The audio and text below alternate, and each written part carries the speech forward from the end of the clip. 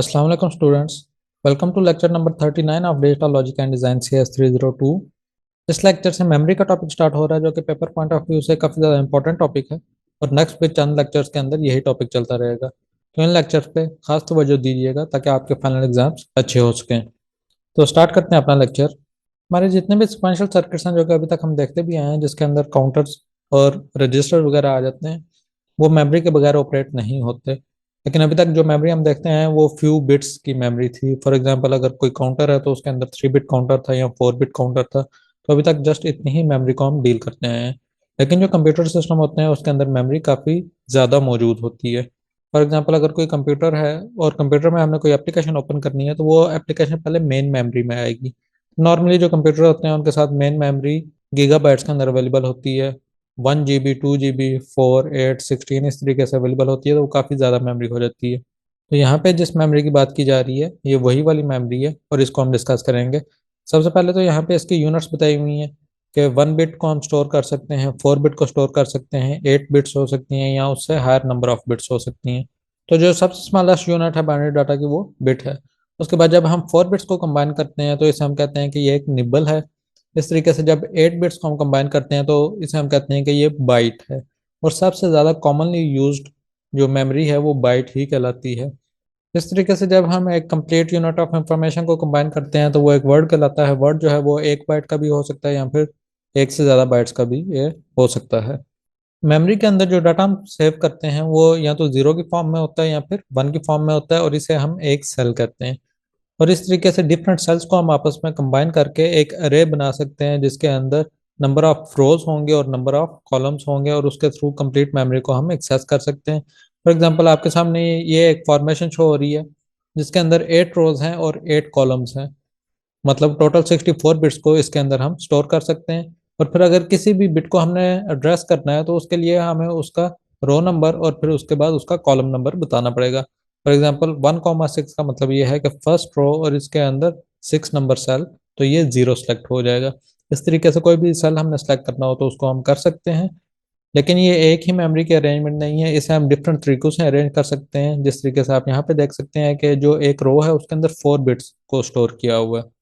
तो इस तरीके से 64 बिट को स्टोर करने के लिए हमें 16 रोज रिक्वायर्ड होंगी। तो 16 × 4 = 64।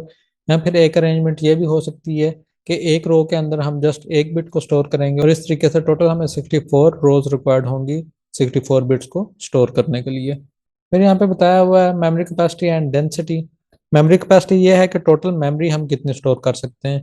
जिस तरीके से ये एक एग्जांपल दी हुई है, 16K × 8 मेमोरी अगर स्टोर की जा रही है तो इसका मतलब है कि 16 को हम मल्टीप्लाई करेंगे 1024 से, हमारे पास 16,384 बाइट्स आ जाएंगे। मजीद अगर हमने बिट्स कैलकुलेट करनी है तो इस नंबर को हम 8 से मल्टीप्लाई करेंगे और हमारे पास नंबर ऑफ बिट्स आ जाएगा। तो इस चीज़ को कहा जाता है कि ये मेमोरी की कैपेसिटी है। जबकि मेमोरी डेंसिटी ये है कि एक यूनिट एरिया पे कितनी बिट्स को हम स्टोर कर सकते हैं। फॉर एग्जांपल, अगर मेरे पास इतना एरिया और उसके अंदर मैं एक बिट को स्टोर करता हूँ तो इसकी डेंसिटी 1 होगी। लेकिन इसी एरिया के अंदर अगर मैं 4 बिट को स्टोर कर लूँ तो इसकी डेंसिटी इंक्रीज हो जाएगी। और इसी एरिया के अंदर अगर मैं मजीद बिट्स को स्टोर करता जाऊँगा तो इसकी डेंसिटी मजीद इंक्रीज होती जाएगी। फिर उसके बाद यहाँ पे मेमोरी सिग्नल्स और मेमोरी के कुछ बेसिक ऑपरेशन के बारे में बताया गया है, और डायग्राम के थ्रू ये तमाम ऑपरेशन शो करवाए हुए हैं। जो डिफरेंट सिग्नल मेमोरी पे अवेलेबल होते हैं उसमें एक मेमोरी सेलेक्ट का सिग्नल मौजूद है। ये मेमोरी को सेलेक्ट करने के लिए होता है। फॉर एग्जांपल, अगर हमारा कंप्यूटर है तो उसके अंदर 2 रैम भी हो सकती हैं, 4 रैम भी हो सकती हैं, तो उसमें से कौन सी रैम के ऊपर करंट ऑपरेशन परफॉर्म करना है उसको पहले सेलेक्ट किया जाएगा, और ये मेमोरी सेलेक्ट के सिग्नल के थ्रू होगा। फिर उसके बाद 2 सिग्नल्स हैं, एक राइट का है और दूसरा रीड का है। अगर मेमोरी के ऊपर डाटा हमने सेव करना है तो राइट का सिग्नल इनेबल किया जाता है। इसी तरीके से अगर मेमोरी से कोई डाटा हमने उठाना है, उस पर प्रोसेसिंग करनी है, तो उसके लिए रीड का सिग्नल अप्लाई किया जाएगा। इसके साथ एक एड्रेस बस मौजूद होती है, और ये एड्रेस बस एड्रेस डिकोडर के थ्रू उस स्पेसिफिक रो को सिलेक्ट करती है जिसके अंदर डाटा सेव करना हो। जिस तरीके से आप यहाँ पे देख सकते हैं, यहाँ पे 9 रोज मौजूद हैं, तो इसके लिए हमारे पास जो एड्रेस लाइन होगी वो हमारे पास 4 बिट की होगी। यहाँ पे अगर हम 0000 अप्लाई करेंगे तो फर्स्ट रो सेलेक्ट हो जाएगी। इस तरीके से अगर 1001 अप्लाई करेंगे तो हमारे पास 9th रो सेलेक्ट हो जाएगी। तो इन दोनों के थ्रू हम ये सेलेक्ट करते हैं कि मेमोरी पे किस जगह पे डाटा हमने राइट करना है या किस जगह से डाटा को रीड करना है। और फिर उसके बाद एक डाटा बस होती है।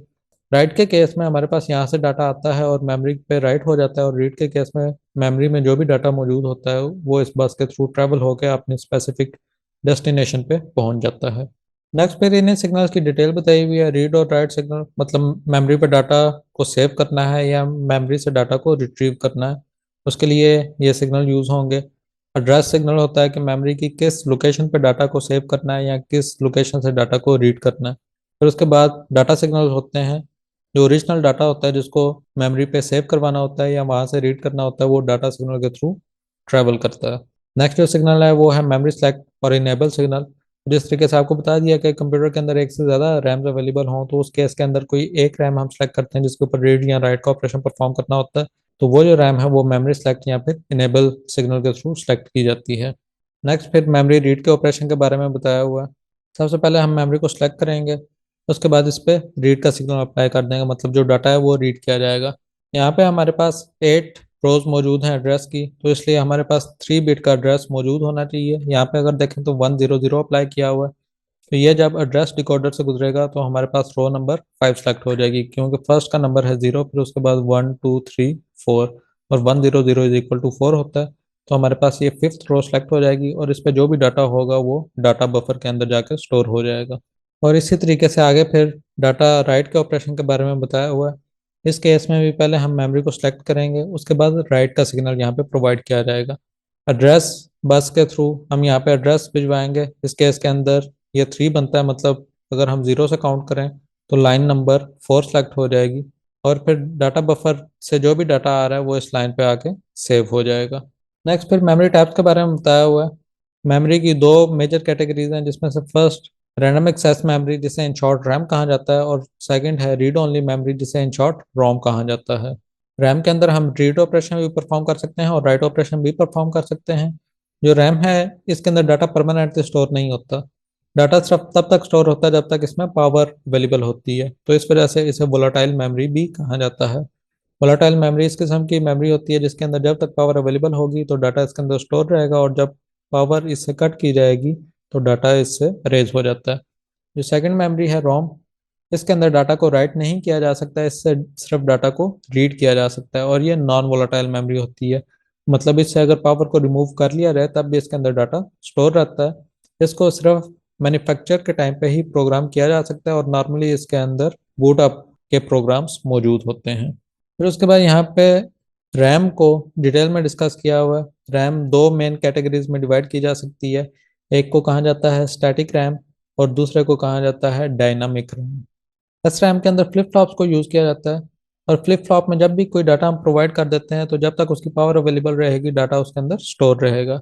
जबकि जो डी रैम होती है उसको इम्प्लीमेंट किया जाता है कैपेसिटर के थ्रू। कैपेसिटर में अगर चार्ज मौजूद होगा तो इसका मतलब है कि वहाँ पे 1 स्टोर किया हुआ है और अगर चार्ज मौजूद नहीं होगा तो इसका मतलब है कि वहाँ पे 0 स्टोर किया हुआ है। लेकिन कैपेसिटर का एक इशू होता है कि थोड़ी देर के बाद कैपेसिटर से चार्जिंग खत्म हो जाती है, तो उसके लिए हमें एक रिफ्रेश सिग्नल बार बार प्रोवाइड करना पड़ता है ताकि रैम के अंदर जो भी डाटा है वो मेंटेन रहे। लेकिन इसकी वजह से डी रैम का ऑपरेशन काफ़ी ज़्यादा स्लो हो जाता है, क्योंकि जिस टाइम में हम रिफ्रेश सिग्नल प्रोवाइड करते हैं उस टाइम के अंदर रीड या राइट का ऑपरेशन परफॉर्म नहीं हो सकता, सिर्फ मेमोरी रिफ्रेश ही होती है। तो ये एक खासा बड़ा ओवरहेड है जो कि डी रैम के अंदर मौजूद होता है। तो इस वजह से जो डी रैम है वो एस रैम की निस्बत स्लो होती है, लेकिन डी रैम का एक फ़ायदा ये है कि ये काफ़ी ज़्यादा डेंस होती है, मतलब कम एरिया के अंदर हम ज़्यादा मेमोरी सेल इंप्लीमेंट कर सकते हैं। जबकि एस रैम फास्ट होती है लेकिन ये काफ़ी ज़्यादा एक्सपेंसिव होती है। यहाँ पे आप देख सकते हैं एस रैम के एक मेमोरी सेल की डायग्राम यहाँ पे शो की हुई है। ये फ्लिप फ्लॉप के थ्रू इंप्लीमेंट की जाती है, तो डी फ्लिप फ्लॉप को यहाँ पे यूज़ किया हुआ है। डाटा इन का सिग्नल यहाँ पे मौजूद है, जो डाटा हमने राइट करना होगा वो इस जगह पे हम प्रोवाइड करेंगे। उसके बाद एक सेलेक्ट का सिग्नल मौजूद है जिसके थ्रू इस सेल को हम सेलेक्ट करेंगे। अगर सेल को हमने सेलेक्ट कर लिया तो ये आप देख सकते हैं ये ट्राई स्टेट बफर को इनेबल कर देगा और जो भी यहाँ पे हमारे पास आउटपुट मौजूद होगी उसको हम यहाँ पे रीड कर सकेंगे। और अगर सेलेक्ट के साथ हमने राइट का सिग्नल भी यहाँ पे प्रोवाइड कर दिया तो उससे ये एंड गेट एक्टिव हो जाएगा और इसके एक्टिव होने से यहाँ पे एक क्लॉक पल्स मिलेगी जिसकी वजह से जो भी डाटा यहाँ पे मौजूद होगा वो इस पे राइट हो जाएगा, मतलब डी इनपुट से होता हुआ वो इसकी आउटपुट पे आ जाएगा और उसके बाद जो डाटा आउटपुट पे आया होगा उसको हम डाटा आउट पे रीड भी कर सकेंगे। मतलब अगर हमने सिर्फ डाटा को रीड करना हो तो हम इस पर सेलेक्ट का सिग्नल अप्लाई करेंगे और अगर डाटा को हमने राइट करना हो तो ये डब्ल्यू वाला सिग्नल भी अप्लाई करेंगे और जो डाटा हमने यहाँ पे राइट करना है 1 या 0 वो भी इस पर अप्लाई करना पड़ेगा। तो ये तो सिर्फ एक सिंगल सेल है। لیکن میموری جب بھی بنتی ہے تو اس کے اندر ڈفرینٹ سیلز آپس میں کمبائن کیے جاتے ہیں، جس طریقے سے اس ڈائیگرام میں شو کیا ہوا ہے۔ یہاں پہ آپ دیکھ سکتے ہیں کہ 8 روز ہیں، تو اس وجہ سے 3 to 8 ڈیکوڈر یہاں پہ یوز کیا ہوا ہے، اور اس کے ساتھ یہ 3 لائنس موجود ہیں جس پہ ہم ایڈریس پرووائڈ کریں گے۔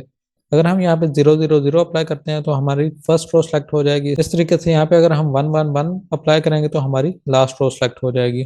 اس کے اوپر اگر دیکھیں تو ہم یہاں پہ ڈاٹا پرووائڈ کر سکتے ہیں، ڈاٹا ان 0 1 2 3۔ تو یہ جو بھی ڈاٹا ہم اپلائی کریں گے یہ کمپلیٹ کالم کے اوپر اپلائی ہوگا۔ اس کے بعد یہاں سے کوئی ایک رو ہم سلیکٹ کریں گے تو وہ ایک رو سلیکٹ ہو جائے گی، اور جتنا بھی ڈاٹا ہے وہ اس اسپیسیفک رو کے اندر رائٹ ہو جائے گا۔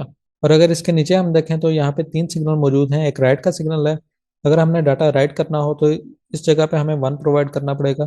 دوسرا سی ایس کا سگنل ہے، سی ایس اسٹینڈ فار چپ سلیکٹ، اگر ہم نے کوئی ڈاٹا اس پہ رائٹ کرنا ہے یا ریڈ کرنا ہے تو ہمیں چپ سلیکٹ پہ 1 پرووائڈ کرنا پڑے گا۔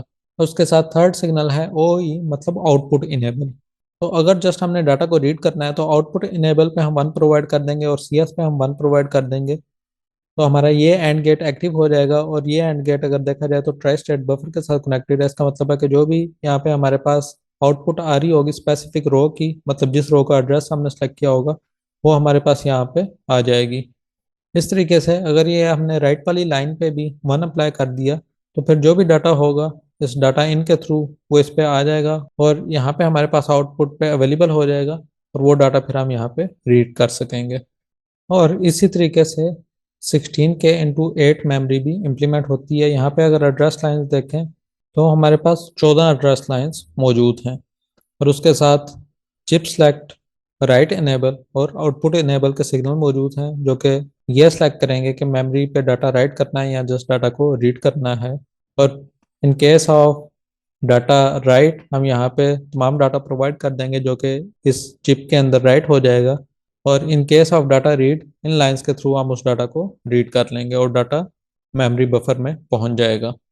اس ڈائیگرام کے ساتھ ہمارا آج کا لیکچر اینڈ ہوتا ہے۔ امید کرتا ہوں کہ آپ کو یہ لیکچر پسند آیا ہوگا۔ اس ویڈیو کو لائک لازمی کر دیجیے گا۔ ملیں گے انشاءاللہ نیکسٹ لیکچر میں، اپنی دعاؤں میں یاد رکھیے گا۔ اللہ حافظ۔